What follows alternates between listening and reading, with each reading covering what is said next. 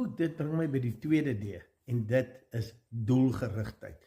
Nou ek het gister gesê, hoe duideliker jou droom kan wees, hoe meer detail jy gee, hoe makliker is dit vir jou vir besluitneming, makliker om te fokus.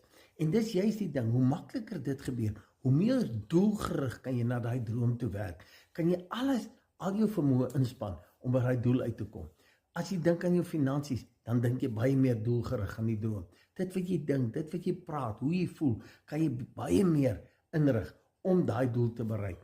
En onthou weer wat ek sê, hierdie goed help ons, sodat ons daai gevoel, daai afgehandelde gevoel kry, en ons elektromagnetiese veld, dat ons die regte frekwensie kan uitsteek. En ek wil dit ook hier sê, dis nodig dat jy in elke faset van jou lewe, fisies, finansiëel, spiritueel, verhoudings, dat jy 'n spesifieke doel het, want dit gee rigting in jou lewe. En dan kan jy meer doelgerig leef, beplan en optree. Dit help jou in die hele